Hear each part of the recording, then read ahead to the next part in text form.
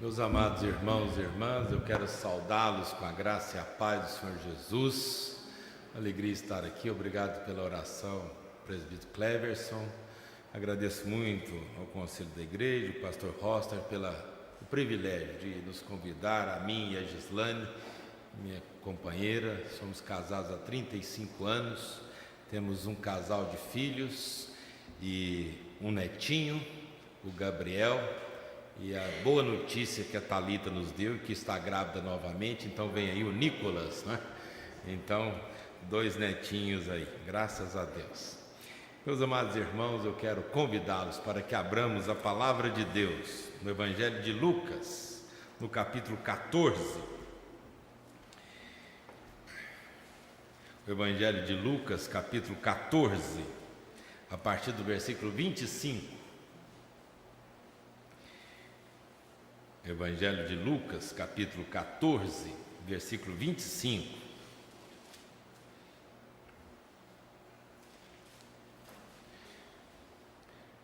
Grandes multidões o acompanhavam, e ele, voltando-se, lhes disse: Se alguém vem a mim e não aborrece a seu pai e mãe e mulher e filhos e irmãos e irmãs e ainda a sua própria vida, não pode ser meu discípulo. E qualquer que não tomar a sua cruz e vier após mim, não pode ser meu discípulo. Pois qual de vós, pretendendo construir uma torre, não se assenta primeiro para calcular a despesa e verificar se tem os meios para concluir? Para não suceder que, tendo lançado os alicerces e não a podendo acabar, todos os que a virem zombem dele, dizendo: Este homem começou a construir e não pôde acabar.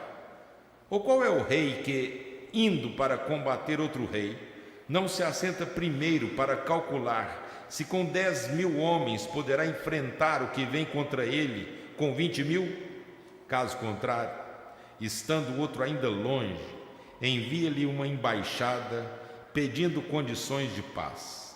Assim, pois, todo aquele que dentre vós não renuncia a tudo quanto tem, não pode ser meu discípulo. O sal é certamente bom, caso, porém, se torne insípido, como restaurar-lhe o sabor? Nem presta para a terra, nem mesmo para o monturo, lançam-no fora. Quem tem ouvidos para ouvir, ouça. Deixa sua Bíblia aberta nesse texto. Vamos pedir a orientação de Deus para que consigamos entendê-lo bem. Senhor, nós te louvamos por tudo aquilo que já aconteceu aqui esta noite, pela comunhão entre nós, os cânticos entoados para o teu louvor. Te louvamos, ó Deus, pela existência desta igreja colocada no coração dessa cidade. Te louvamos porque a boa mão do Senhor tem estado sobre esse lugar há tantos e tantos anos. E é certo que o Senhor há de glorificar sempre o seu nome aqui neste lugar. Deus, glorifica o seu nome também na nossa vida agora, dá que consigamos entender bem a tua palavra, sejamos por ela edificados, fortalecidos na força do seu poder e, sobretudo, o seu nome seja honrado aqui entre nós. É assim que nós oramos, agradecidos por tudo, em nome de Jesus. Amém. Meus amados irmãos, um escritor, Dallas Willard, ele escreveu um livro, tem muitos anos. O tema do livro é A Grande Omissão. E segundo esse escritor desse livro, A Grande Omissão, segundo ele, a maior tragédia que pode acontecer é ser um cristão não ser um discípulo. Diz ele que é possível uma pessoa ser um cristão, mas não ser um discípulo. E ele diz que isso é uma tragédia.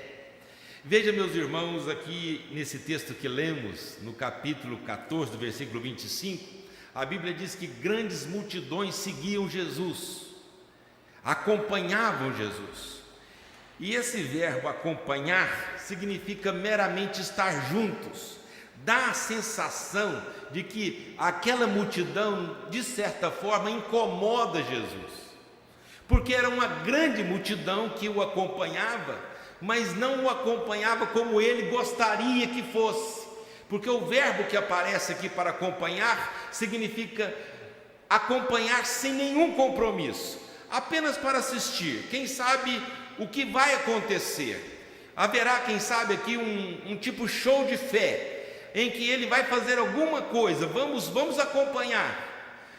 Estar acompanhando, observando Jesus, alguma coisa vai acontecer aqui de espetacular. Então as multidões estavam ali, elas acompanhavam Jesus, mas o fato daquela multidão estar acompanhando Jesus, nitidamente o incomoda, e quando o incomoda, ele para e fala o que ele falou, que de fato, irmãos, é algo que mexe conosco, porque são palavras fortíssimas. Ele vai dizer que é necessário não apenas o acompanhar, ele não está tão interessado em multidões, ele não está tão interessado em religiões, ele está interessado em discípulos de Jesus. Nós vivemos dias difíceis em que nós podemos dizer que existem muitos e muitos cristãos. Talvez por causa de tanta religiosidade, um empobrecimento daquilo que de fato Deus quer de nós. Talvez a religião seja uma das grandes contribuidoras em baixar tanto o nível do que significa andar com Jesus. Isso porque a religião, tão somente a religião, muitas vezes traz uma falsa segurança para as pessoas. Elas acreditam que talvez, porque acreditam em determinadas coisas, tem alguma formação religiosa, familiar, tradicional, se acomoda com isso e talvez se sinta seguro. Talvez mais ou menos aquilo que aconteceu na época do profeta Amós, quando Amós vem, um homem que sai de uma cidadezinha chamada Tecoa, uma região rural, e Deus dá a ordem a ele para ir até Jerusalém, no reino do norte, e proclamar. E a mensagem que Deus manda para aquele homem roceiro ir até a grande cidade proclamar é esta: buscai a Deus e vivei. As pessoas se incomodam com a mensagem de Amós e diz para ele: mas por que você está trazendo essa mensagem? Você sai lá da roça, vem aqui está tudo bem, veja só a fartura, o nosso campo, nós nunca produzimos tanto, e você vem aqui dizer que Deus não está feliz conosco? E Amós dizia: buscai a Deus e vivei. E Deus então ficará feliz como vocês pensam que Ele está, porque Ele não está. Mas o profeta Amós diz que por causa de toda aquela situação da religiosidade, das circunstâncias atuais, aquilo trazia uma falsa segurança para o povo. Meus amados irmãos, ainda que religiosos como somos, e de uma denominação como somos e a amamos, uma denominação histórica, nós precisamos sempre perguntar para nós se nós somos de fato discípulos de Jesus. Há uma multidão que caminha com Jesus. As denominações religiosas, num país como o nosso, por exemplo, nunca teve tanta gente falando de Deus, cantando sobre Deus. E por causa talvez de uma grande multidão, a gente pensa: que coisa boa, mas a multidão incomoda Jesus aqui, porque a multidão não quer dizer muita coisa. Jesus então para aquela multidão que tão somente o acompanhava, e então ele faz um discurso muito forte. Ele está interessado que nós sejamos discípulos dele. A pergunta é: o que significa então ser um discípulo de Jesus? Em primeiro lugar, irmãos, Jesus vai mostrar que ser discípulo é amar a Deus mais do que aquelas pessoas que nós mais amamos. Ser discípulo é amar a Deus acima de todas as coisas. Eu sei que isso não é novidade, está lá na lei de Moisés. Deus ensinou isso logo no início: amá-lo acima de todas as coisas. Agora Jesus vai mostrar isso àquela grande multidão.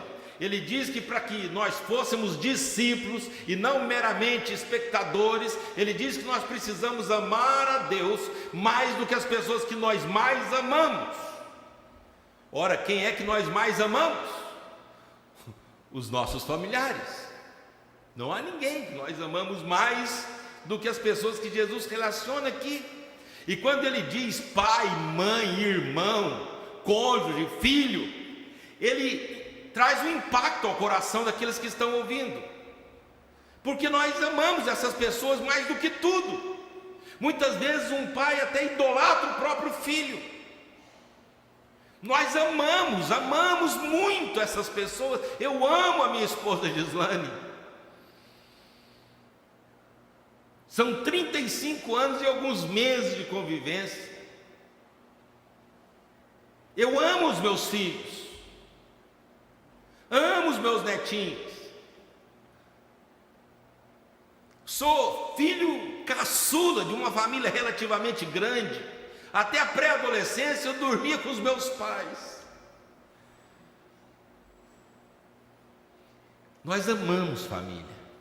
E Jesus, sabendo disso, e para que nós pudéssemos entender o que é ser discípulo, ele diz: ó, você pode ser um cristão até, mas para ser discípulo de Jesus, você vai ter que amar a Deus mais do que você ama os mais amados. Você diz, isso é difícil. É exatamente isso, você entendeu perfeitamente. Quem diz que é fácil é a religião, é a multidão. Jesus jamais disse que seria fácil. Ele sempre disse que isso seria um caminho estreito. Ele sempre disse que é um caminho de renúncia. Ele sempre mostrou isso. Mas veio a religião e barateou tudo isso. Talvez com determinada quantia de dinheiro, com certos dons e talentos, você passa batido nisso. Não. Essas coisas baratearam o que Jesus está dizendo, irmãos. O que Deus quer de nós é que nós sejamos discípulos dele. E isso tem um preço. E o preço é amar a Deus acima de todas as coisas. Talvez eu esteja falando a um pai, uma mãe, que infelizmente já teve que sepultar um filho. E esses pais que tiveram essa triste experiência, perceberam nitidamente que, embora amassem tanto aquele filho ou aquela filha, não eram donos dela. Porque nós vamos achando que somos donos. Talvez como eu, você acordava ou já acordou à noite sonhando que a mamãe tinha morrido e acordou chorando. Isso aconteceu comigo várias vezes. Um caçula parece que é sempre mais mimado do que os demais. Eu acordava com aquele pesadelo de que a mamãe tivera morrido. E aí eu acordava chorando. Perguntava para a mamãe: mãe, a senhora não vai morrer nunca, né? E naquela linguagem das pessoas mais antigas, os jovens talvez aqui nunca tinham ouvido essa expressão mineira, né? E antiga. Mamãe dizia assim: meu filho, ninguém fica para semente. Ninguém fica para semente. Na verdade, aquela criança não entendia muito bem o significado das palavras, mas eu percebi que a mamãe, ela dizia que eu estava enganado e que ninguém fica sem ter essa experiência. Isso aconteceu, a mamãe tinha 58 anos. E a mamãe faleceu, eu estava no segundo ano do seminário, em 88. Foi muito difícil. Meus amados irmãos, nós amamos os nossos parentes, amamos os nossos filhos, amamos os nossos netos, aqueles que os têm. Mas se você quer ser discípulo de Jesus, você precisa entender que o amor a Deus tem que vir primeiro. E isso, de certa forma, incomoda nós. Por isso que Jesus diz: olha, se você quiser ser discípulo, porque pode ser que aquela multidão que o estava ouvindo não queira ou não quisesse ser discípulo. Aquela multidão está toda ali, a Bíblia diz: grandes multidões o acompanhavam, e o verbo aqui é que eles apenas estavam juntos. Isso acontece, sempre aconteceu. Mas a pergunta é para essa grande multidão: você quer ser discípulo? E aí, meus amados irmãos, se nós perguntarmos para a grande multidão ainda hoje, muitos vão dizer: não, aí você já pegou pesado. É muito bom aqui receber a oração aqui da fé, receber aqui um desencapetamento, receber de que nós vamos deixar de ser empregado, vamos ser patrão, de que eu não vou ficar mais doente. Eu gosto é dessa parte. Essa aí de que tem que amar mais do que as pessoas que eu mais amo, aí já é um pouco demais. Eu acho que isso é fanatismo. Mas, meu amado, minha amada irmã, por isso que textos da palavra de Deus, eles não são tão agradáveis assim. A gente costuma decorar mais Salmo 91, João 3,16, Salmo 23. Esse texto aqui você certamente não sabe de cor. É difícil esses textos. A multidão não gosta de ouvir isso. A multidão gosta mais de celebrar. Ela não gosta de ser confrontada. Amar a Jesus mais do que as pessoas que nós mais amamos. Em segundo lugar, irmãos, veja no versículo de número 27 agora. Ele diz: qualquer que não levar a sua cruz não pode ser meu discípulo. Mais uma vez, para a multidão, é uma palavra dura. Primeiro ele fala das pessoas que nós mais amamos. Agora, como se não bastasse, ele fala de nós mesmos. Além de eu amar a Deus mais do que as pessoas que eu mais amo, agora eu tenho que amar a Deus mais do que eu amo a mim mesmo. Aí você exagerou. Essa multidão certamente foi saindo aos poucos, porque não é uma palavra boa. Como assim? E ele usa aqui um outro verbo muito interessante, onde significa autonegação. O sentido figurado de subjugar paixões proibidas.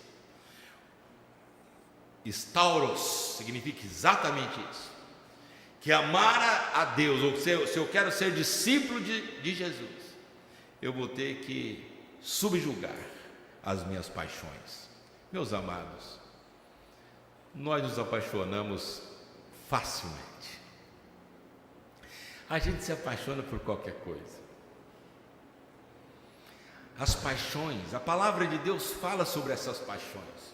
O apóstolo Pedro, por exemplo, no capítulo 2, no versículo 11, ele diz: rogo-vos, vocês peregrinos e forasteiros que sois, que não vos amoldeis às paixões, porque elas fazem guerra contra a alma.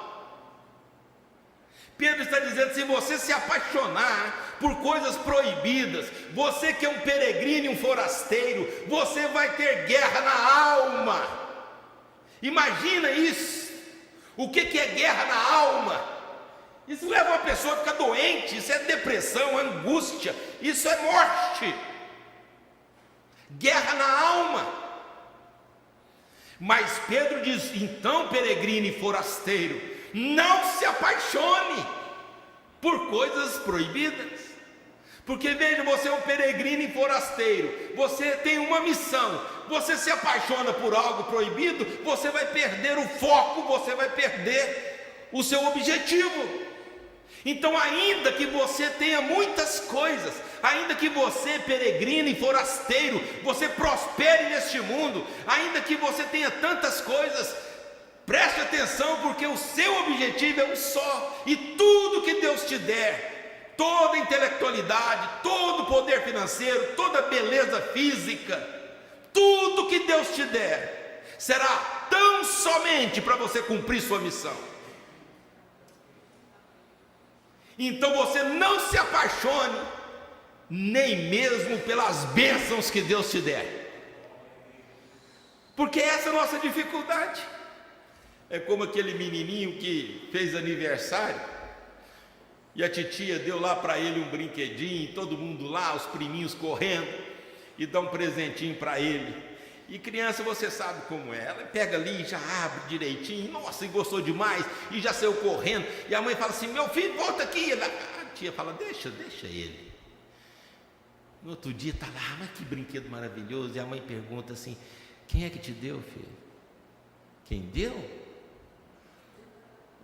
E se ele é um mineirinho, fala assim: uai, mãe, sei não. Está vendo? Você, a tia fulana deu, mas você ficou tão empolgado, você pegou, não deu, não falou obrigado, não deu um beijinho nela e saiu correndo. Nossa, mãe, eu acho que é mais ou menos isso. Deus dá a bênção para nós e a gente fica tão empolgado com a bênção e esquece quem é que deu. A gente se apaixona pela bênção, a gente quer, mas tem algo errado. Peregrino e forasteiro, não se apaixone por coisas que podem fazer você perder o seu objetivo de vida. Por que nós estamos aqui? Muitas pessoas, a religião vai dizer que você está aqui para conquistar as coisas. Essa é uma mensagem mentirosa. Você não está aqui para conquistar as coisas. Nós viemos aqui, irmãos, para glorificar a Deus nesse mundo, para cumprir a nossa missão. Nós cantamos o hino 288, sou forasteiro aqui, em terra estranha estou, celeste pátria sim, é para onde vou. E esse hino diz que a mensagem que nós entregamos é esta: reconciliai-vos já com Deus. Então, meus amados, nós como discípulos de Jesus, se de fato queremos ser, nós vamos ter que amar a Deus mais do que nós amamos a nós mesmos. Já viu tanto que nós gostamos de nós? Nós gostamos demais de nós mesmos, não é verdade? A gente se acha. Os adolescentes falam assim: está se achando. A gente se acha, irmãos. Às vezes um elogio que fazem a nós, pronto, a gente já se acha. Finalmente, irmãos, se nós queremos ser discípulos de Jesus, veja no versículo 27, ele diz que nós precisamos, ele diz: vir após mim.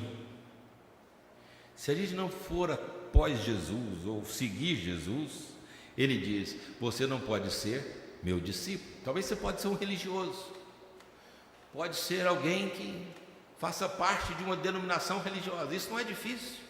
Você comparece no dia marcado diante dos líderes da igreja, responde lá uma meia dúzia de perguntas, ninguém vai te reprovar. Se você não souber, alguém vai te ajudar na hora, não tem dificuldade. Jogam lá, você vai participar de um ritual, pronto. Ser membro de uma instituição religiosa é muito fácil. Ser religioso, então, ser cristão é extremamente fácil. 1/3 da humanidade se diz cristã. É muito fácil. Agora, o que nos assusta um pouco é que nem Jesus foi cristão. Então, ser religioso não é tão importante assim. Só tem sentido se a gente for discípulo de Jesus. Aí tem sentido. Nós louvamos a Deus porque somos da religião cristã.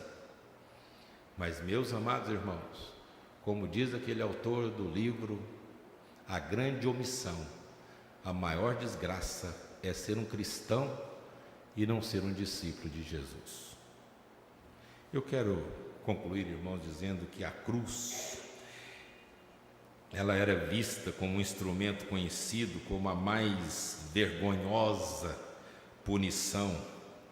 O próprio condenado tinha que levar nas costas a viga transversal da cruz até o lugar da execução. Cruz é sinal de humilhação. Quando aquele homem um homem condenado naquela época, lá do Império Romano, era condenado à crucificação. Todos sabiam que ele era um maldito, maldito todo aquele que era pendurado no madeiro, era um maldito. E para que ele fosse mais humilhado, então, ele carregava a própria cruz, aquela haste ali, passando, ele vai, as pessoas vão vendo aquela humilhação, e ele tem que carregar aquele instrumento sobre o qual ele será executado. A cruz é um símbolo muito forte, irmãos. Nós até cantamos a vergonha da cruz. Quero eu levar e sofrer. É impossível ser um discípulo de Jesus sem carregar essa cruz. E a cruz, preste atenção, não é o sofrimento. Porque muitas vezes uma pessoa procura o pastor e fala: pastor, o meu marido é uma cruz que eu tenho que carregar. O seu marido pode ser um péssimo marido, mas cruz não. Porque a cruz, irmãos, tem outro significado. Isso é um problema sério, esse marido aí, talvez. O filho desobediente, isso é uma cruz que eu tenho que levar. Não. A cruz que todos nós temos que levar não é um problema. Não é um problema que enfrentamos na família. A cruz é a renúncia de quem nós somos. Essa cruz, essa nós não podemos ficar sem ela de jeito nenhum. Porque essa cruz mostra que nós renunciamos a nós mesmos. É a cruz de Cristo. Todos aqueles que querem ser discípulos de Jesus vão ter que dizer: eu pego essa cruz também, eu quero levar também. Por quê? Porque essa cruz é o sinal de que eu renuncio a mim mesmo, o que Jesus fez por nós. Então, como que nós vamos ser discípulos de Jesus se nós também não trilharmos por esse mesmo caminho? Permitam-me fazer algumas aplicações necessárias aqui, irmãos. O Senhor Jesus, depois que falou para a grande multidão que apenas o acompanhava, ele dá dois exemplos muito interessantes. Ele diz que querer seguir Jesus e não querer ser discípulo é como se uma pessoa fosse construir uma torre e ele não calcula quanto que vai gastar para fazer aquela torre. Então ele começa a fazer. Tem muitas construções aqui em São Paulo assim, em todas as cidades tem. Ontem, sexta-feira, nós estávamos num evento de impacto evangelístico numa cidade do interior de Minas, e eu conheço bem aquela cidade, e tem um prédio lá na esquina, na Avenida Floriano Peixoto, anos e anos e anos, no coração daquela cidade. Aquilo seria um prédio, apartamentos caríssimos, mas a construção não foi para frente, e parou aquela obra, e é muito triste. Não tem jeito de você passar lá e não prestar atenção naquela construção. E aí a gente diz: começaram a construir e não terminaram. Jesus está dizendo, irmãos, que é mais ou menos assim. Aquele que está fazendo parte da multidão gosta de ver, gosta dos hinos, gosta da mensagem, gosta do ambiente agradável, gosta de tudo, mas ele precisa calcular quanto isso custa. Porque custa amar a Deus mais do que amamos os mais amados, custa amar a Deus mais do que amamos a nós mesmos, e faz com que nós tenhamos um projeto de vida que é seguir Jesus. Como disse alguém, que é o mais fabuloso projeto de vida. Então Jesus dá exemplo para que aquelas pessoas entendessem, para que nós também entendêssemos. Ele diz: é como uma pessoa que vai construir uma torre e começa e não acaba. Aí ele dá outro exemplo. Como que Jesus é didático, né? Dá outro exemplo, não tem quem não entenda. Ele diz: é como um rei que desafia o outro rei para medir as armas. E ele faz isso no ímpeto. Olha, vamos encontrar lá e vamos ver quem é mais forte. Aí o outro diz, tudo bem. E aí ele fica sabendo que o exército que ele desafiou tem 20 mil soldados e ele tem 10 mil. E aí ele diz, bom, eu estava meio nervoso. Eu estava meio nervoso, eu não pensei bem. É o seguinte, vamos deixar isso para lá. Que vergonha para um rei. Por que fazer isso? Por que agir de forma tão precipitada? Por que ser tão tolo, tão nécio? Jesus está dizendo, olha só que vergonha. O que Jesus está dizendo, irmãos, em outras palavras se você quer ser discípulo de Jesus, você pense quanto que isso vai custar. E se você acha que vai custar finanças, seu dízimo, sua oferta, você está muitíssimo enganado. Isso não paga nada. Quem diz que paga é a religião. Isso não paga nada. Como as suas boas obras também não pagam, a sua honestidade também não. Isso é muito caro. Isso é muito sério. Por isso que Deus permite nós vivermos tantos anos. Por isso que Jesus nos traz num lugar como este.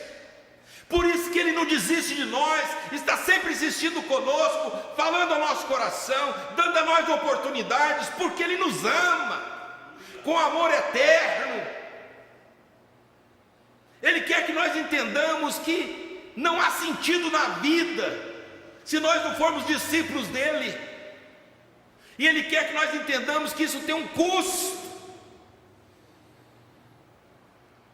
Um discípulo de Jesus, irmãos, essa é algo penoso nesse sentido, porque imitar Jesus não é fácil. No local de trabalho, na convivência na família, com os amigos, como cidadão, veja nosso país corado de vergonha, nitidamente, um país comprometido com a corrupção, com a imoralidade. Nós não conseguimos assistir a TV junto com os nossos familiares. É vergonhoso, é imoral. Ser discípulo de Jesus, irmãos, não é fácil. É fácil ser religioso, dá até status.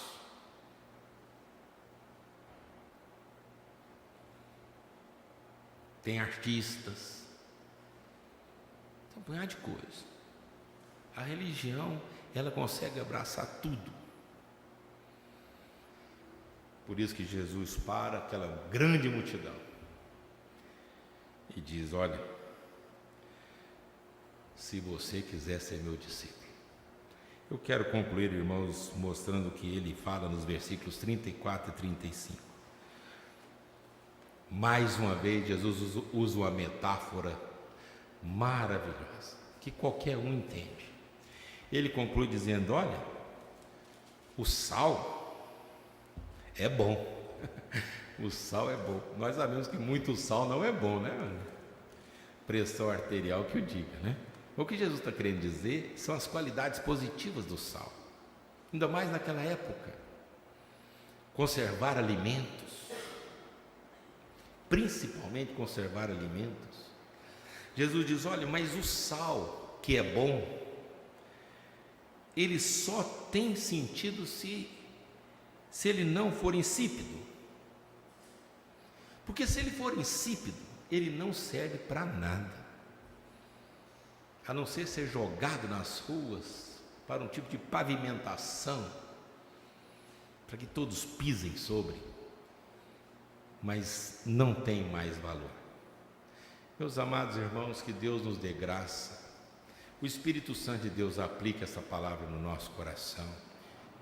Eu sei que ela é dura, mas todo discípulo de Jesus gosta da palavra dura do Mestre, porque ela faz bem. Ainda que incomode, mas ela faz bem, porque a palavra de Deus é saúde até para o nosso corpo, diz Provérbios.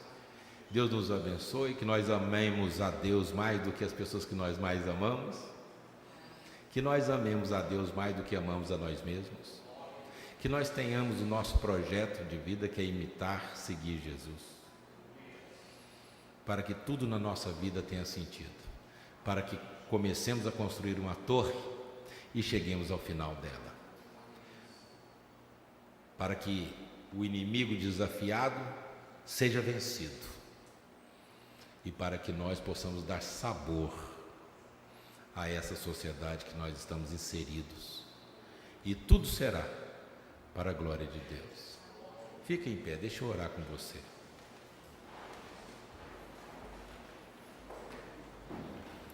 Senhor Deus e Pai querido, a nós cabe o corar de vergonha, mas contigo está o perdão e a misericórdia. Ó Deus, reconhecemos que não somos quem nós deveríamos ser, mas pela sua graça e misericórdia nós te suplicamos que o Senhor nos capacite com o teu Espírito Santo, e assim, ó Deus, a cada dia sejamos mais parecidos com Jesus e cumpramos o propósito da nossa existência, que é a glória do seu nome.